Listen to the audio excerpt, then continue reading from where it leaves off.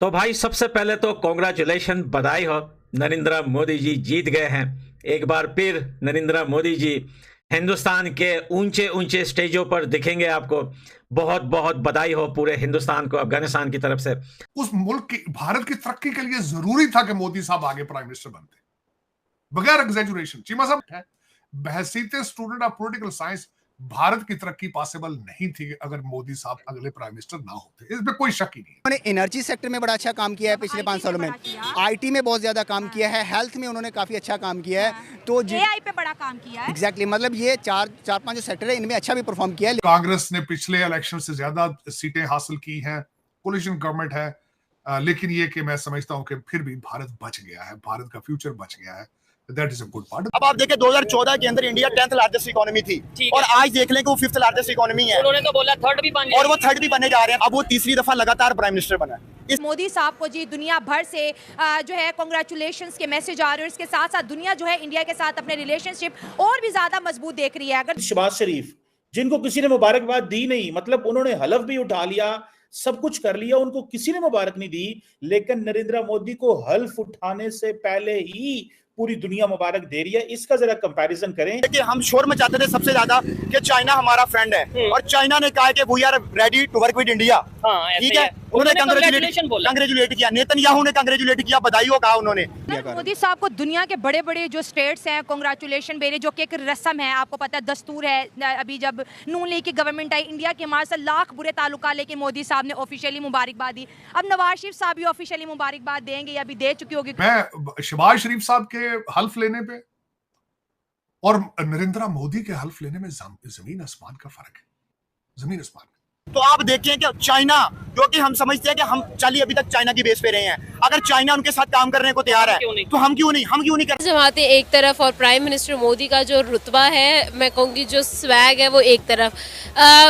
मतलब लाइक आप देखें कि यहाँ पर एक चीज़ और चीज़ें कंफर्म हो या ना हो, एक चीज़ तो जो है वो एग्जाम्पलरी है, वो 110% श्योर है कि इंडिया जो है वो अब पीक्स को देखेगा। जय हिंद दोस्तों, वेलकम टू माय चैनल। दोस्तों तीसरी बार फिर से भारतीय प्रधानमंत्री श्री नरेंद्र मोदी जी भारत के प्रधानमंत्री बन गए हैं। 4 जून को नतीजे आने के बाद से ही भारत में खुशी का माहौल का ठिकाना ही नहीं। बीजेपी को इस जीत को लेकर के देश दुनिया के तमाम बड़े बड़े लीडर बधाइयां मोदी जी को दे रहे हैं। दोस्तों 4 जून को रिजल्ट सामने आया, लेकिन 8 जून को शपथ ग्रहण करने वाले हैं। इसी को देखते हुए इजराइल, अमेरिका, जापान तथा चाइना के भी बड़े बड़े लीडर मोदी जी को बधाइयां दे रहे हैं। दोस्तों पहली और दूसरी दफा में मोदी जी भारत के लिए बहुत कुछ कर चुके हैं। अब ये देखना होगा तीसरी दफा में मोदी जी भारत के लिए उनसे भी बहुत कुछ बड़ा करने वाले हैं। दोस्तों मोदी जी को तीसरी बार प्रधानमंत्री बनता देख पाकिस्तान में बौखलाहट सा मच गया है। तो चलिए देखते हैं इस जीत को लेकर के पाकिस्तानियों का रिएक्शन क्या होने वाला है। इंडिया के प्राइम मिनिस्टर नरेंद्र मोदी साहब ने एक बार फिर से मैदान मार लिया है।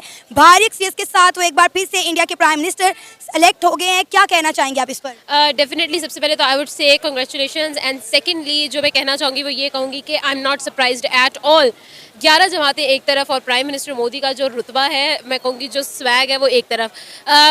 मतलब लाइक आप देखें कि यहाँ पर एक चीज़ और चीज़ें कंफर्म हो या ना हो, एक चीज़ तो जो है वो एग्जाम्पलरी है, वो 110% श्योर है कि इंडिया जो है वो अब पीक्स को देखेगा। इंडिया जो है वो इस लीड करेगा। क्यों लीड करेगा? क्योंकि 10 सालों में जो इंडिया ने करके दिखाया है वो ना किसी ने ख्वाब में सोचा था, ना ही किसी ने कभी गुमान किया था। जो नरेंद्र मोदी ने सच करके दिखाया और सबको बताया कि भाई अगर तरक्की करो तो इस तरह से करो, और अगर शॉर्ट टर्म तरक्की करनी है तो इस मोदी अपने मुल्क को उस हिसाब से लेके चल रहा है जो उसका विजन है। राइट नाउ उनकी पार्लियामेंट के अंदर एक महाभारत का एक नक्शा उन्होंने लगाया। उनका जो ये ख्वाब है कि हम लोग पाकिस्तान को भी अपने अंदर शामिल करेंगे, जो कि पॉसिबल नहीं है। अखंड भारत है टिकटॉक पे हमें कहीं और से वीडियोस ज्यादा आ रही थी, वहां से हमें खबरें मिल रही थी कि भाई हमें हिंदुस्तान की खबरें हिंदुस्तान से ज्यादा कहीं और से ज्यादा पता चलती है। समझ रहे हो ना प्यारे, समझ गए ना तो वहां से पता चल रहा था और वहां से थोड़ी उल्टी सीधी खबरें आ रही थी कि इस बार पीएम कोई और बनेगा। एनीवे मैं किसी पे जो है पर्सनली बात नहीं करना चाहता, लेकिन भाई आपको पता है कि पठान भाई नरेंद्र मोदी जी का बहुत बड़ा फैन है, हमेशा सपोर्ट किया है नरेंद्र मोदी जी को। दुनिया कुछ भी बोले भाई, अपना एक ही रूट है और हम इसी रूट पे चलते आ रहे हैं। पहले दिन जो रूट सेलेक्ट किया है उसी रूट पे मरते दम तक चलेंगे।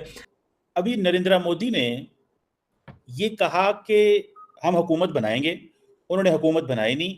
एनडीए अलायंस उनके पास नहीं आया, उनके पास 240-45 सीट्स थी, लेकिन दुनिया ने मुबारकें देनी शुरू कर दी। जो बाइडेन ने मुबारक दी, चाइना ने मुबारक दी, सबने मुबारक दे दी। तार साहब, इसको थोड़ा इंटरप्रेट कीजिएगा विद शहबाज शरीफ, जिनको किसी ने मुबारकबाद दी नहीं, मतलब उन्होंने हल्फ भी उठा लिया, सब कुछ कर लिया, उनको किसी ने मुबारक नहीं दी, लेकिन नरेंद्र मोदी को हल्फ उठाने से पहले ही पूरी दुनिया मुबारक दे रही है। इसका जरा कंपैरिजन करें कि ये दोनों क्या चीजें हैं, क्योंकि ये 2 महीने पहले तो शहबाज शरीफ वज़ीर आज़म बने हैं, उनको तो किसी ने मुबारक नहीं दी। इसको आप कैसे देखते हैं?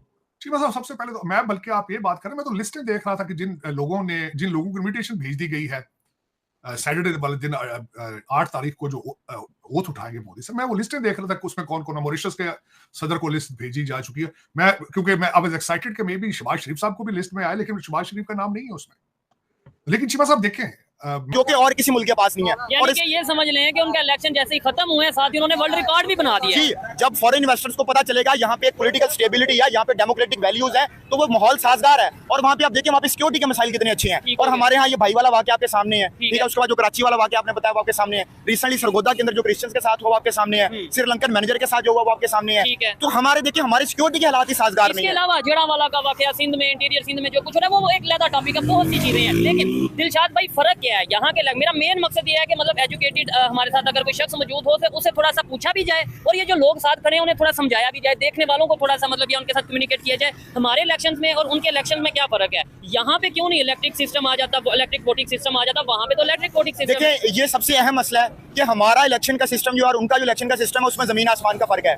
वहाँ पे इलेक्ट्रॉनिक वोटिंग मशीन ईवीएम के जरिए से सारे इलेक्शन हुए हैं, और हमारे यहाँ इमरान खान ने कोशिश की थी कि ईवीएम मशीन को लाया जाए, जिसको बाद में पार्लियामेंट ने चेंज कर दिया था, बाकी लोगों ने चेंज कर दिया था। अब वो किसके कहने पर चेंज किया गया वो मुझे लोगों को बताने की जरूरत नहीं है, वो लोग सब जानते हैं, इंडियन व्यूअर्स भी जानते हैं, पाकिस्तानी व्यूअर्स भी जानते हैं, जिन्होंने बाद में टैंके खींचनी होती हैं और एक स्टेबिलिटी मुल्क में नहीं लानी होती। ठीक हो गया। और दूसरा, अभी आप देखिए कि पाकिस्तान का जो इलेक्शन कमीशन ऑफ पाकिस्तान है, कोई भी पॉलिटिकल पार्टी उस पर एतमाद करने को तैयार नहीं है, जो कि जिसके अंदर पूरे इलेक्शन होने हैं। और हमारे यहाँ देखिए, हमारे यहाँ पे इलेक्शन होते हैं तो लोगों की जो डेथ्स होती हैं वो एक आम बात है, मतलब 5-6 धमाका हो जाना बलोचिस्तान में खासतौर पे, ये तो एक मामूल होता है। और हमारे हर इलेक्शन पे ये इल्जाम लगाया जाता है, रेगिंग का इल्जाम लगाया जाता है। अभी तक वहाँ पे अपोजिशन पार्टीज की तरफ से रेगिंग का इल्जाम नहीं लगाया गया। अब हमारे पास जो असला है वो हमारे पास अपडेटेड असला है, हम जो गाड़ियां मंगवा रहे हैं वो भी अपडेटेड मंगवा रहे हैं। तो क्या हम एक डेमोक्रेटिक मुल्क है, तो क्या इलेक्शन जो है वो डेमोक्रेसी की जान होती है? अगर हम इलेक्शन के ऊपर ही हमारे सवाल उठते हैं, आप एक इलेक्शन ऐसा बता सकते हैं जिसमें अपोजिशन पार्टीज और हुकूमत पार्टीज दोनों ने कहा कि ये election free and fair election है? ठीक हो गया। जब भी हम अगले इलेक्शन में जाते हैं तो पिछला इलेक्शन उससे ज्यादा बुरा होता है। ठीक है, अच्छा, मैं इस बात से 100% एग्री करता हूँ कि वैसे मतलब हम गाड़ियां पाकिस्तान में जदीद से जदीद जापान से हम इंपोर्ट करते हैं या चाइना से या कहीं से भी इलेक्ट्रिक